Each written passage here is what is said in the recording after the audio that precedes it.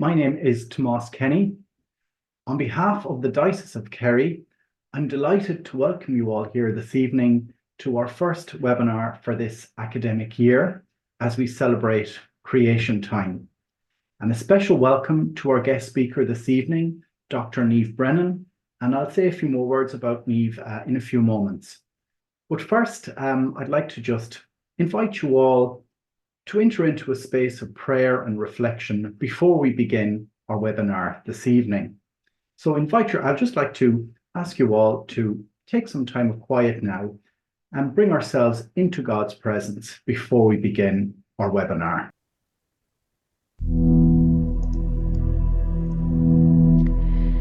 Triune God, creator of all, we praise you for your goodness, visible in all the diversity that you have created, making us a cosmic family, living in a common home. Through the earth you created, we experience love and nourishment, home and protection. We confess that we do not relate to the earth as a mothering gift from you, our Creator.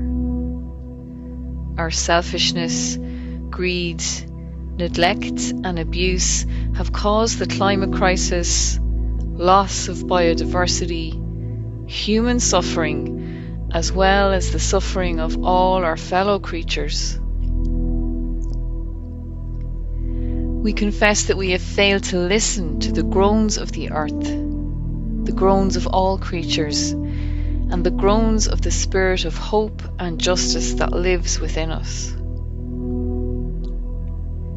May your Creator Spirit help us in our weakness, so that we may know the redeeming power of Christ and the hope found in Him. May the groans of the Spirit birth in us a willingness to serve you faithfully, so that we may hear and heal creation, to hope and act together with her, so that the fruits of hope may blossom. Loving and Creator God, we pray that you will make us sensitive to these groans and enable us to have the same compassion as that of Jesus, the redeeming Lord. Grant us a fresh vision of our relationship with earth and with one another as creatures that are made in your image. In the name of the one who came to proclaim the good news to all creation, Jesus Christ. Amen. The season of creation is marked throughout the Christian world from the 1st of September to the 4th of October. It was initiated and started by Pope Francis himself, and it helps us to celebrate the joy of creation, as well as encouraging awareness-raising initiatives to protect our natural environment. So just while I think of it, I'd like to remind you all that if you'd like to ask any questions this evening, just revert to the little Q&A button or your little chat button at the bottom of your screen. And at any stage during Niamh's presentation, during the webinar, you can ask any questions. I'll record the questions and put them to Niamh after the break. Dr. Niamh Brennan is a writer and educator based in Waterford. Her research focuses on what is arguably the most critical issue of our time, the ecological crisis or the climate crisis, and the effects of same are growing in our daily lives and raising concerns about the future of all life. Niamh will help us to celebrate the season of creation this evening. She'll tell the story of creation from a cosmological perspective, and she'll look at how science and nature complement each other as opposed to being in opposition. Niamh, we're delighted to have you here. You're very, very welcome to Kerry. So I'll hand you over now to Niamh Brennan. Thanks very much, Tomás. Good evening, everybody, and thanks for being here. And I'm delighted that Tomas said to celebrate, because the perspective that I do take is very much a celebratory perspective of life and of creation. And I'd just like to say, before I begin the talk, that I'm aware that it might be a very new topic for some people, and that there might be kind of points during the talk where you might think that I am off my rocker, or that it doesn't make sense to you whatsoever. And I just maybe ask, just to stay with it, because like I said, 30 minutes is very short, and we're moving into kind of a whole different perspective on life and on creation. So to maybe just hang in there. And if it doesn't make sense this evening, maybe it will next month or in a year's time or whatever. But really, we're just trying to sow a seed tonight. So what my work is on what's called the universe story, or the new cosmology, or the new story. There are different names for it. And basically, what the universe story is it's an origin story, right? An origin story based on modern scientific insights that have led to our current understanding of how the universe came to be. And I say current because it changes all the time. So I've titled my talk, Our Emerging Story of the Universe, but I've also put a subtitle in there, and that subtitle is actually from a Christian Brother chapter document, and I loved it. It says, "The Spirit moving in our midst." Because while this is a story about the universe, it is very, very much a story about spirit, and about the spirit that's not stagnant, but that actually is present and moves in the world. Now, in Laudato Si, Pope Francis says, everything is related, and we human beings are united as brothers and sisters on a wonderful pilgrimage, which also unites us in fond affection with brother sun, sister moon, brother river, and mother earth. And while the universe story is very much a wonderful pilgrimage, right, into the story and the epic adventure and unfolding of life, it is also fundamentally, and this is so important, it is fundamentally and at its core a call or an invitation to become ecological. And I hope that that will kind of become clear as I go on in the talk. So, the universe, what do we know about it? I'm just going to say a few kind of things that we know at the moment. So, we can currently say, right, that our universe or our cosmos is 13.8 billion years old, right? So it's very old. We can talk about what it is composed of, what's in this universe, aside from planets and solar systems. There is dark energy, there is dark matter, there is ordinary matter. We can even talk about how it interacts, So we have the gravitational interaction or the electromagnetic interaction. And astoundingly, we can actually describe and explain the processes that gave rise to our own planet Earth. And we can equally describe the evolution of life on Earth as far as the human being. And it is all these kind of combined scientific insights that have led to our current understanding of the universe. Now, so I just say that, but I also say this.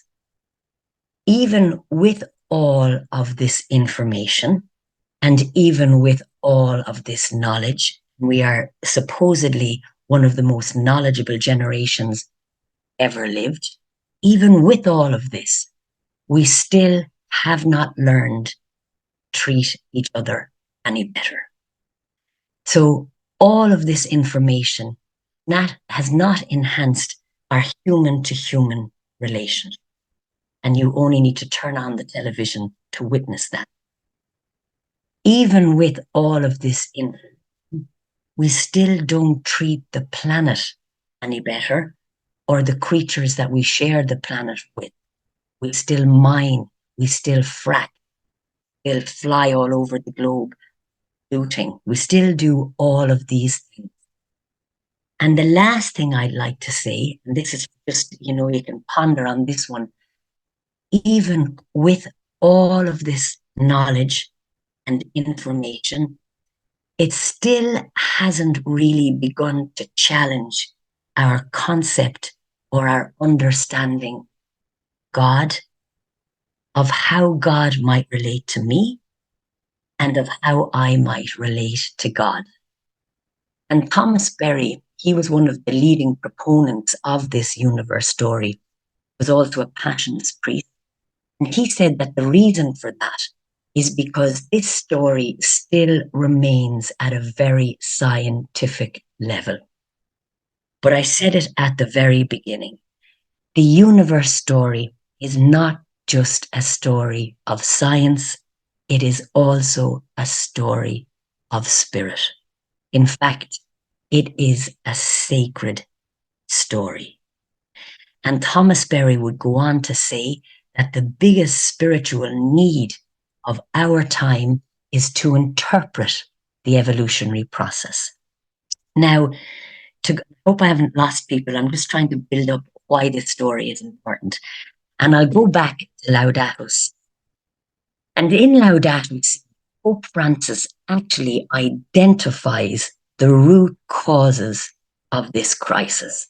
And he says that they are ethical and that they are spiritual. And he writes, the ethical and spiritual roots of environmental problems require that we look for solutions not only in technology, but in a change of humanity. And if I could, I'd underline that. Because what he's saying is that it is not business as usual, but in fact, we need to change our way of being human on the earth.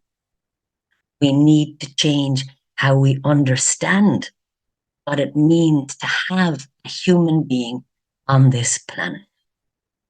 Now, he also quotes Pope Benedict in Laudato Si, and this is my favorite quote, and for me, this is probably the essence of what the universe story tries to get at. And he says, the external deserts in the world are growing because the internal deserts have become so vast. And I just like to read that again, because there's a lot. He says, the external deserts in the world are growing, and that's a photo of desertification, because the internal deserts have become so vast. For this reason, the ecological crisis is summons to profound interior conversion. Now, Thomas Berry, who I've mentioned already, he had written previously that a degraded outer world leads immediately to a degraded inner world. And what both of these are saying, right, what they're doing, is they're making the connection between what goes on outside us in our environment and what goes on inside, right? And just to kind of elaborate on that a little bit. So the hominid came into being, right? The beginning of the human being came into being, the end of an era, which was called the Cenozoic period. And that was a period in Earth history when Earth was at its most creative, most productive. So if you can just try and imagine now, we're going back millennia, not millennia, but at least thousands of years. And you have gushing water, you have rivers flowing, you have forests in all their greenery, you have birds flying with the colour and the beauty of their song and sound. And it is fundamentally a world of beauty and sound and colour. And it is into this world that the human being emerges. And it is this world helps to shape that particular space that is unique to, that is particular to, that can respond to the world.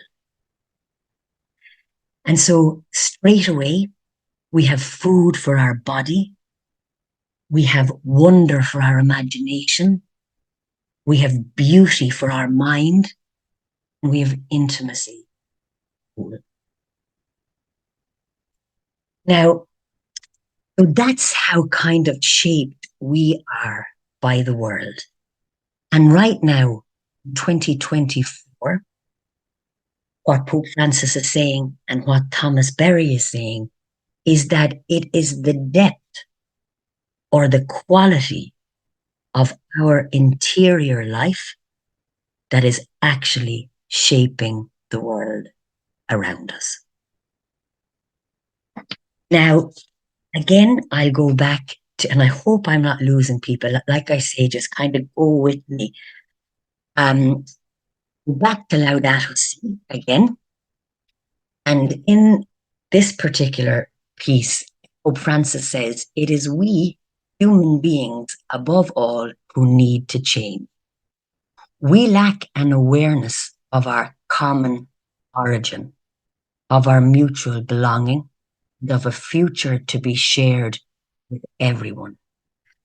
And key in that phrase is that,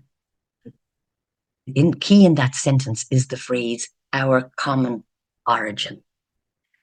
And I just want to say a little bit about that.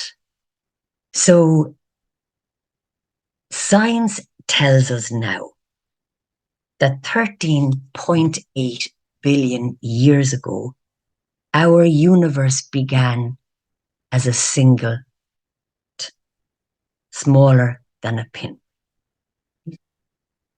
And from that single point came everything that has ever been created. So what does that tell us? It tells us the origin of all things is from one source. That is science telling us that. And like I said, from the energy and matter released from that came everything that has ever been and will ever be. Right? So we've solar systems, we've people, we've plants, we've meteorites ad infinitum. But the point is, it didn't happen overnight.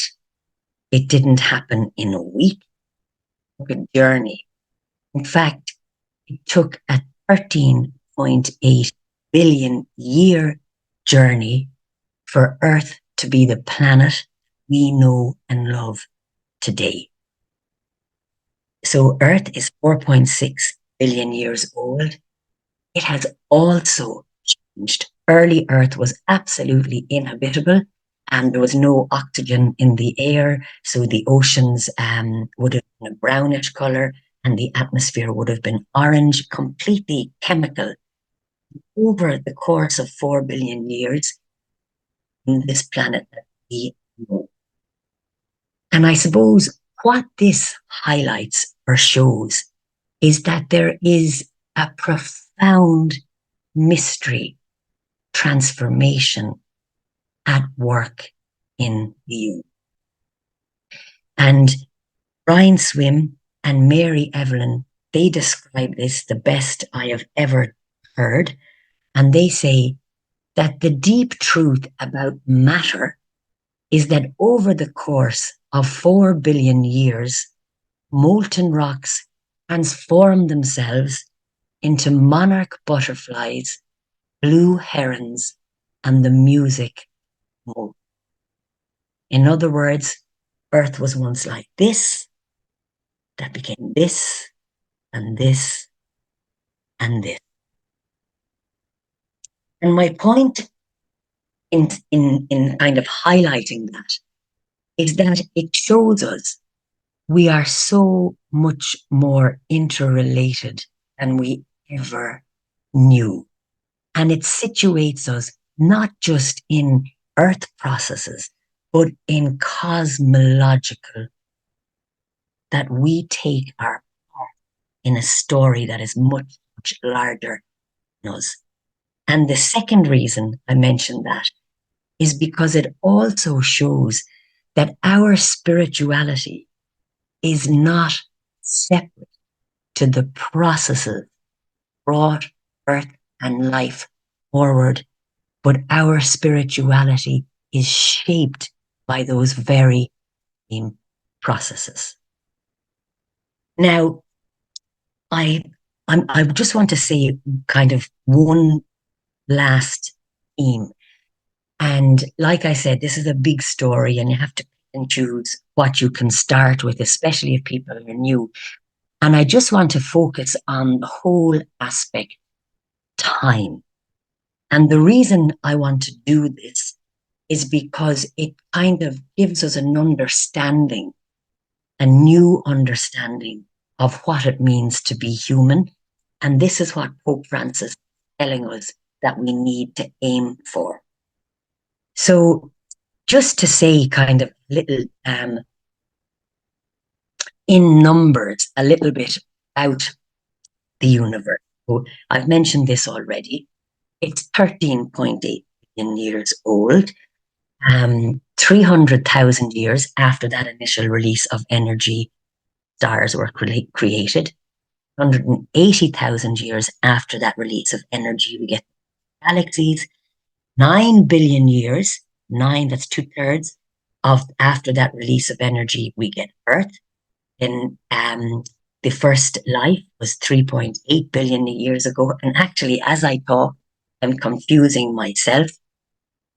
But I mention those numbers because when we talk about the universe, we're talking in scales not of millions, but in terms of billions and billions of years, right?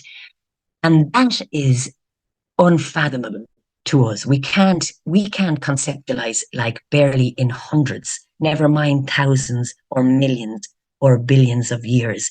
And I think that's why some people are off-put because of this story. But there are 3 things that we can take from this, right? From the sheer enormity of these numbers. And the first is that our universe is ancient. It is so old. It is even like more ancient than we can actually conceptualize what ancient. And we, the human, we are absolute beginners here. We're brand new. We are babies in this. Second thing we can take from those numbers is that evolution is a slow process. And I'm specifically talking about biological evolution and not chemical evolution. And the third thing we can take from these numbers, and this is so important, is that time, right? It cannot be measured in the way that we measure it today, which is through the clock. This is actually reductionist and misleading, led to our kind of bad logical behaviors. Now, I'm going to show this calendar, and this is the cosmic calendar, right? And it was devised by a man called Carl Sagan. And what it is it's the entire 13.8 billion year journey reduced down to a calendar scale 1 year, and it is to scale, and that's its absolute beauty, right? So you see January, that's the Big Bang or the flaring forth, when all that energy and matter was released. And then in March, we have the formation of the Milky Way. Not until August do we get our solar system. Then we've the oldest known life cell in September. November, the first multicellular organism. Land plants on the 18th. Four-limbed animals on the 20th. The dinosaurs on the 24th. The birds on the 27th. The dinosaurs gone extinct on the 29th.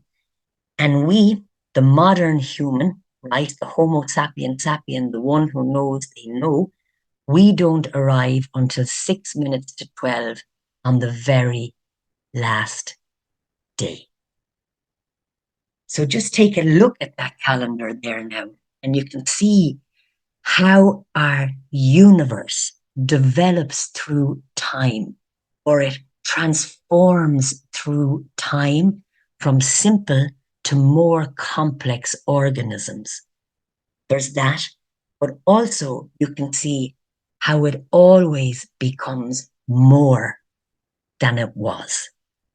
Now, another good way of describing human history in light of cosmic history is to try and imagine Krokar and just the sheer size of that stadium, right? All the green grass.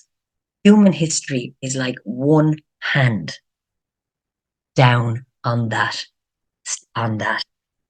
That's how small we are. Now, I've mentioned Brian Swim, and if people are interested in this cosmology, he's a wonderful person to read. He uses the development of the universe, or he uses the analogy of the development of the universe as being like the development of a seed, right? And he puts it very simply. But he says that when a seed germinates, it's put down into the soil, and the only thing it can do is focus on putting down its roots. Then when its roots are constructed, it can focus on constructing its stem. When its stem is constructed, it can focus on constructing its leaves. But each step in its development is crucial and skip over it. And it's the exact same with our universe, right? Our universe develops through time, with each step building on what went before it, okay? Now, as well as that, every era, and I'll say era, but you can call it different, every creative event can only occur when it is its time to occur. And I'm just going to explain that a little bit now, because if I could see, I'm sure I'd be seeing, what is she saying? So for example, in the beginning, right, we have this flaring forth. And in 13.8 billion years of cosmic history, we never have that Big Bang again in that form, right? We can say the same about when hydrogen emerged at the end of the Big Bang, probably around February, say, for this purpose. Like hydrogen, it couldn't have been created any earlier because the heat and the density of that fireball would have melted the atom. But when the fireball cooled down sufficiently after 300,000 years, then particles were able to join into stable relations. And so we have the creation of hydrogen, right? And in its creation, it changed the nature of the universe. Now, we go to March. We can even say the same about before hydrogen had been created, there could never have been any such thing as a galaxy. But when we have hydrogen creation, we have helium and we have lithium, and suddenly we have star formation And so a galaxy becomes inevitable. Moving on. We can even say the same about Earth and our solar system. So the early stars, for example, back in February, they wouldn't have been developed enough to give us the elements necessary for the creation of our planet. But the second generation stars that would have died and then new stars born from them around May or June, they were developed. And so we have the creation of Earth. We can even say the same for life on Earth. Life could not have come forth until the conditions were right. So there could have been no life until there was water. But then when we have water, the conditions are created and life comes forth. And what I'm trying to kind of get across is that time, and we all think of the watch straight away, and even me, I'm saying, have I gone over time? Time takes on a completely different understanding and meaning when it is understood in the context of the universe. Because it's not about days, it's not about hours, it's not about months. It is very simply about what is created and what emerges. So time becomes a measure of creativity, right? So we have the time for hydrogen, or the time for galaxies, or the time for Earth, or even the time for the existence or being that is you. And the other thing to say about that not only does what happened now condition what happens next, but also it is irreversible and non-repeatable in the existing world. So what does that mean? It means cannot be repeated ever, and it cannot be undone. So for example, Earth, this planet that took billions of years to come into existence, once off. Earth is never going to give birth to another Earth. And just to make it a little more personal, like you are never going to be, you are once off in the existing world order. Now, that combined with the fact what we do now will affect what comes after, my question is, doesn't that give us huge responsibility?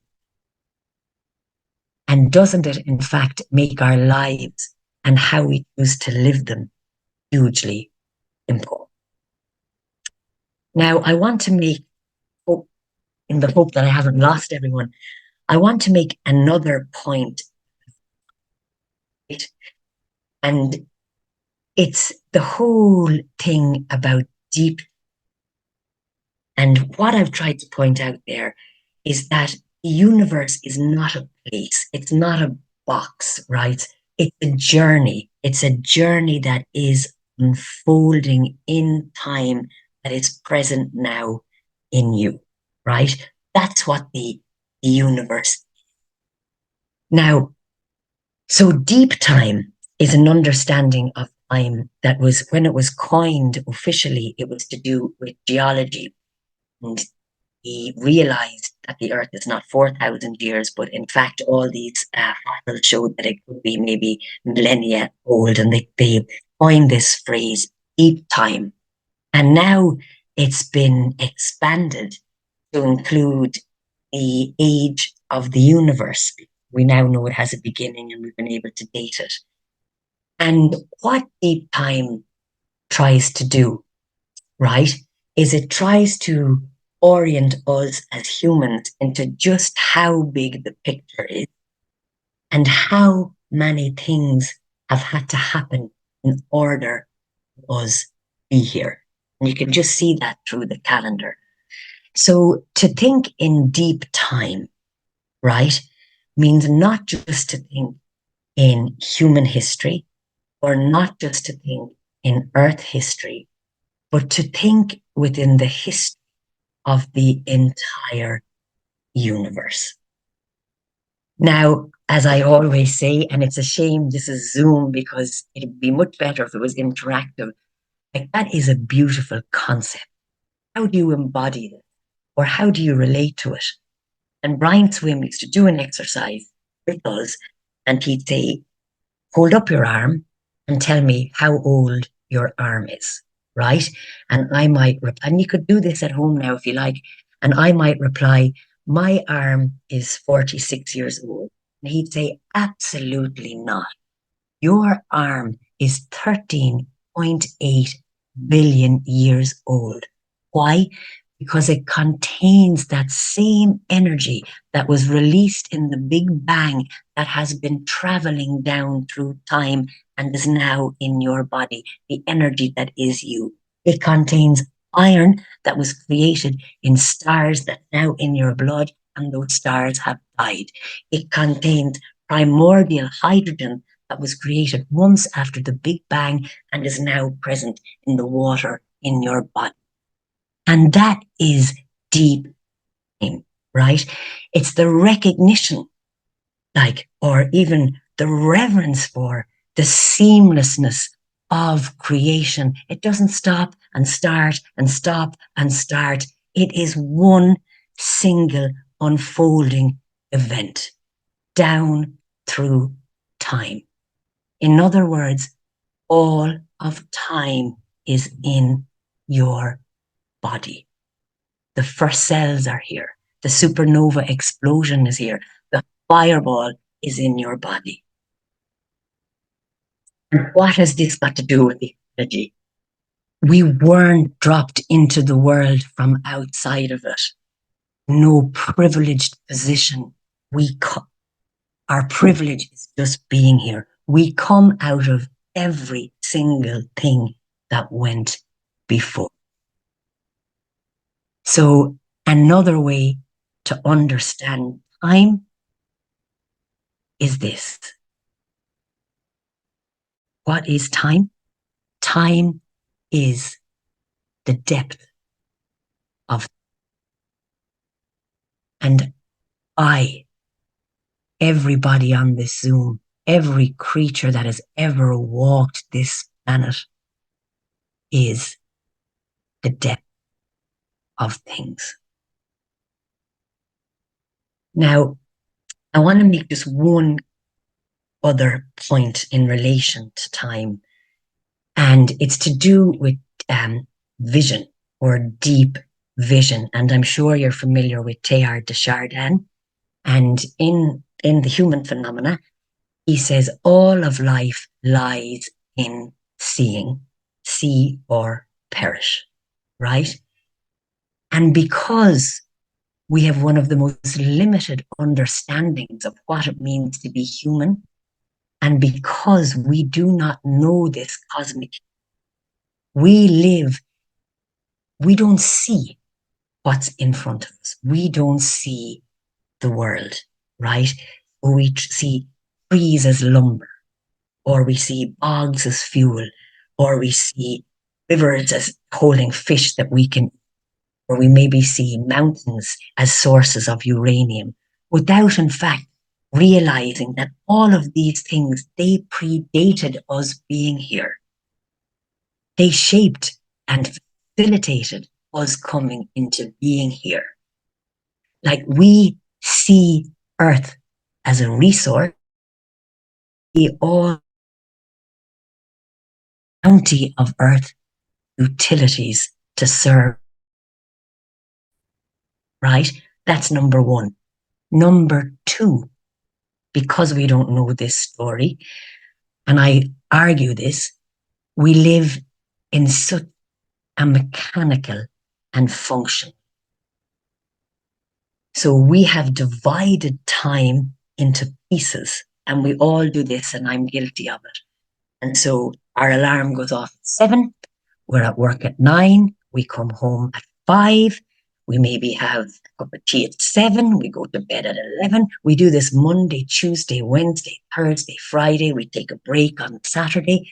And we have actually slipped out of the understanding of time as being about emergence, as coming through us, as being about creativity. And the reason Thomas Berry would say that this has happened is because we have slipped out of the sacred presence of our planet. And I'll just say that in the sacred presence of our planet. We dictate things, and we don't see Earth in spiritual dimension as communicating with us or as something for us to learn from or to be intimate with. We don't see Earth as becoming more alive, more beautiful, or more diverse. And you're saying, well, how can you say that? I'll bring us back to the beginning. And Teilhard believed the universe was going somewhere. And Brian says that the universe is building something. And when we actually take a step back, we can see how it goes from this, once that's all there was, the Big Bang, to this, galaxies, to this, Earth, to this, the oceans, to this, to this.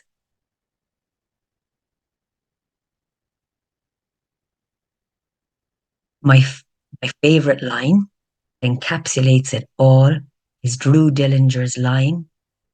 And he says that this entire traveling cosmos is the secret one slowly growing a body.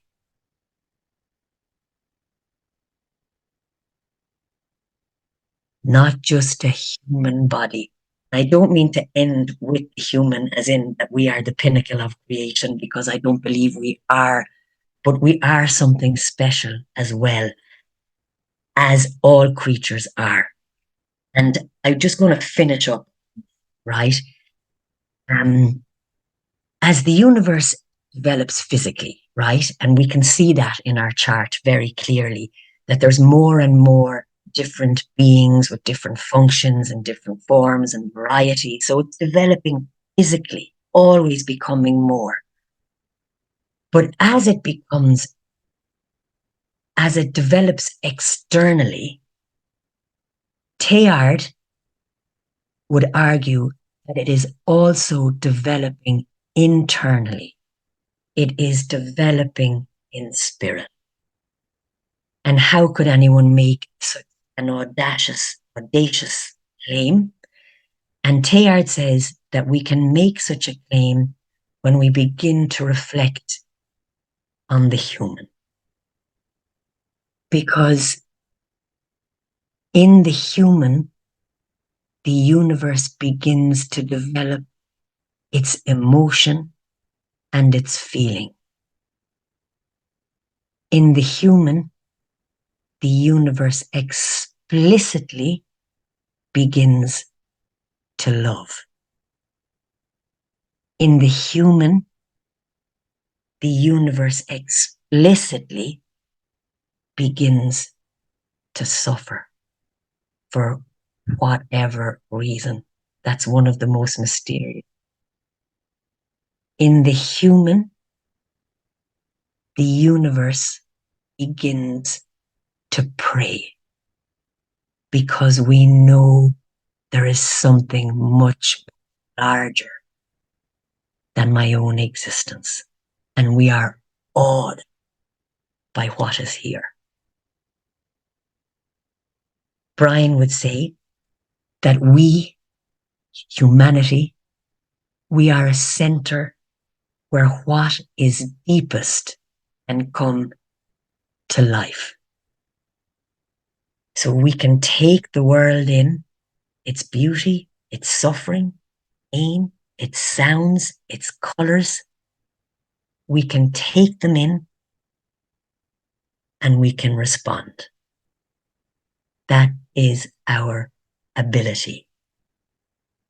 And right now, at this most crucial time in human earth history, we are required to return to the depths of ourselves again, where we can be moved by this very same spirit that has been in existence since the beginning.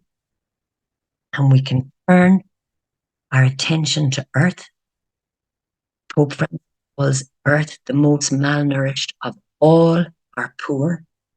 We turn our attention to earth in order that we can respond and love, with love, act to bring this planet back to health. Niamh, I think that presentation will provoke a lot of wonder and thought with everyone who is listening. So thank you so much. And we do have a number of questions, but before we go there, we're just going to take a short moment now for reflection. We're going to listen to Psalm 19. So while that's happening, if people want to submit a few more questions in the question and answer section or the chat section, now is a good time to do that. And thank you to those who have done it so far. And again, Niamh, thank you so much. An excellent presentation. And we'll come back again with some questions after. God's glory in creation and the law. The heavens are telling of the glory of God, and the firmament proclaims his handiwork. Day to day pours forth speech, and night to night declares knowledge. There is no speech, nor are there words. Their voice is not heard. Yet their voice goes out through all the earth, and their words to the end of the world. In the heavens he has set a tent for the sun, which comes out like a bridegroom from his wedding canopy. And like a strong man runs its course with joy. It's rising from the end of the heavens, and its circuits to the end of them, and nothing is hidden from its heat. The law of the Lord is perfect, reviving the soul. The decrees of the Lord are sure, making wise the simple. The precepts of the Lord are right, rejoicing the heart. The commandment of the Lord is clear, enlightening the eyes. The fear of the Lord is pure, enduring forever. The ordinances of the Lord are true and righteous altogether. More to be desired than gold, even much fine gold, sweeter also than honey, and the drippings of the honeycomb. Moreover, by them is your servant warned. In keeping them there is great reward. But who can detect their errors? Keep me clear from hidden faults.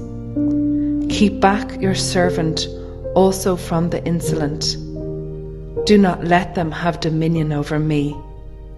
Then I shall be blameless and innocent of great transgression. Let the words of my mouth and the meditation of my heart be acceptable to you, O Lord, my rock and my Redeemer.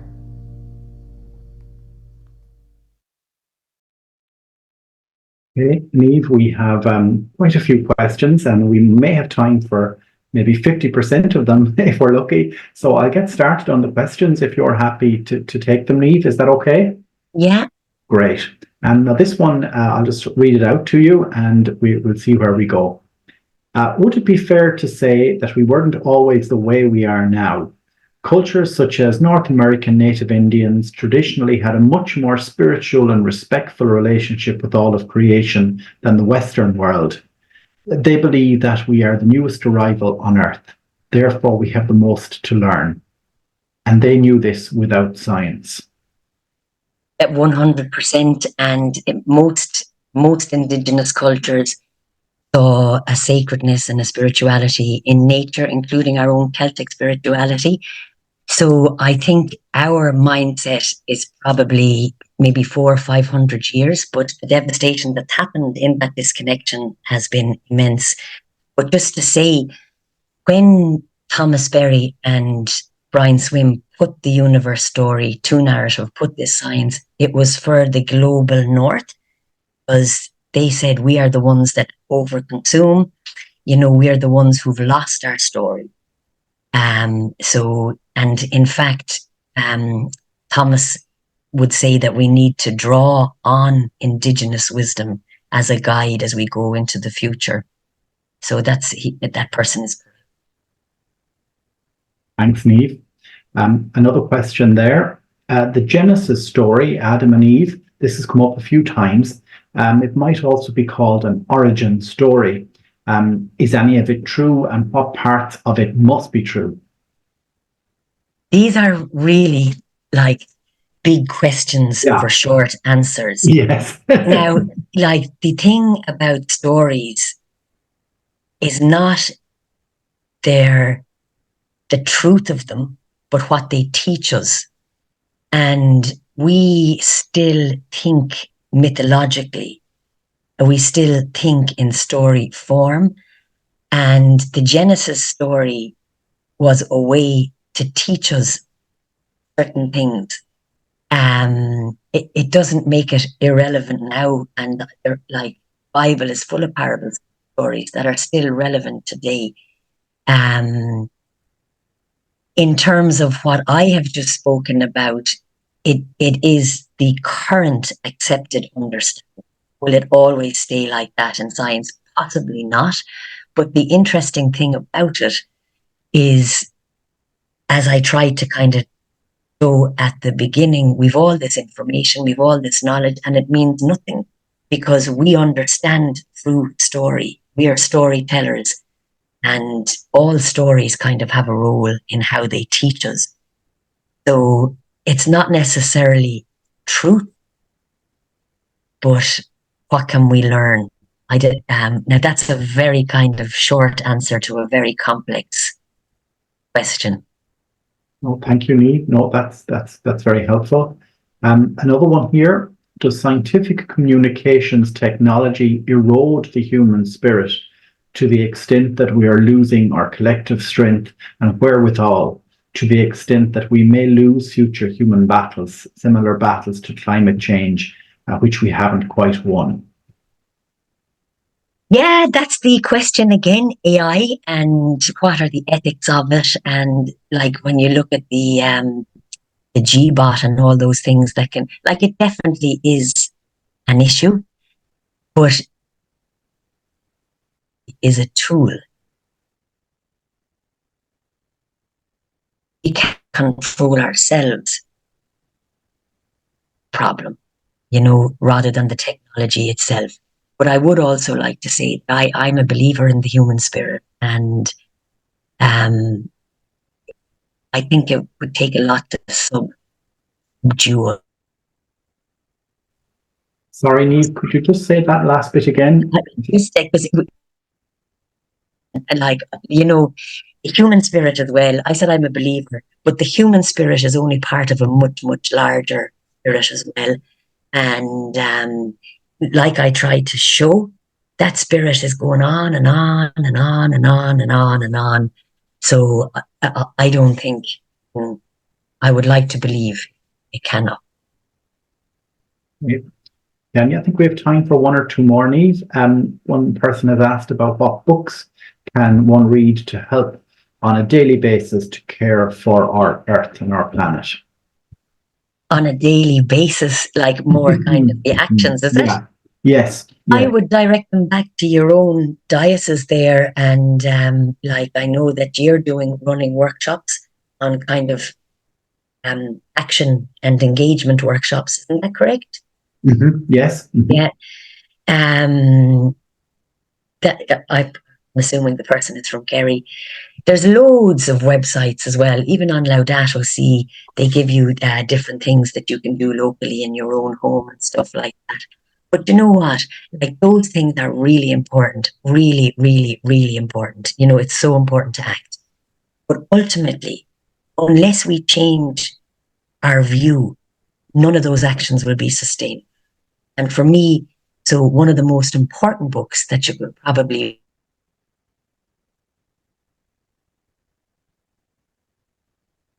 It's just frozen there a little bit, Niamh.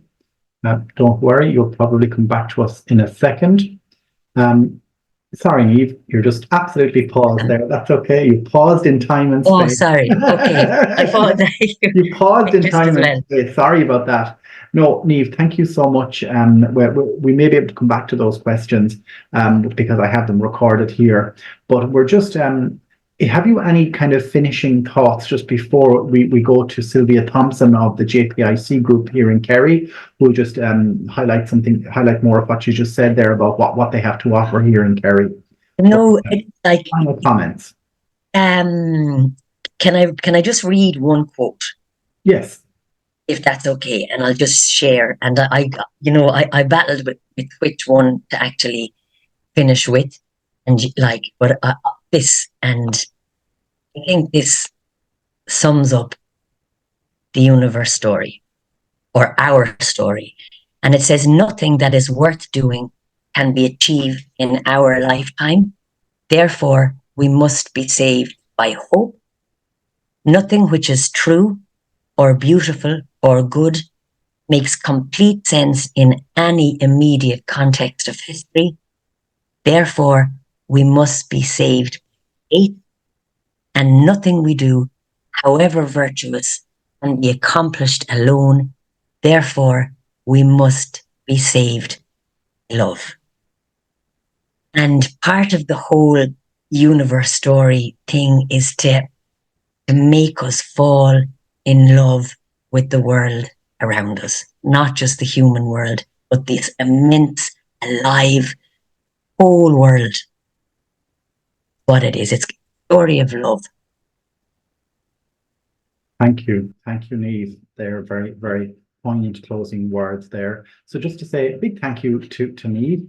I'm now going to go over to Sylvia Thompson. Sylvia, you're very welcome. And Sylvia is here on behalf of the JPIC group here in the Diocese of Kerry, the Justice, Peace and Integrity of Creation group. So Sylvia is just going to speak about a number of workshops that are happening throughout the diocese. Sylvia, you're very welcome. And just to pop on your sound there, Sylvia, before you start, just in case, we won't hear you. Yeah, great. Thank you, Tomas, but a special thank you to Niamh. And I suppose it makes me all the more grateful that we have the season of creation, because the season of creation is about creating that sense of awe and contemplation in each one of us. And hopefully from that into our little communities and into our parish communities. So we are delighted that quite a number of parishes now have little care of creation groups. We would love the whole parish to be a care of creation group so that they can pause and give thanks. So, for example, in Fossa, they'll be planting bulbs. In Killorglin, they'll be having another event. In other parishes, they'll be doing other things. For example, the youth group over in Listowel showed The Letter, which is a film about Laudato Si. And I want to speak in particular about two workshops that are coming up. One that we are co-hosting, the JPIC group, Justice, Peace and Integrity of Creation, a group that exists to look after the social teaching of the church, not that it's ours alone, thankfully.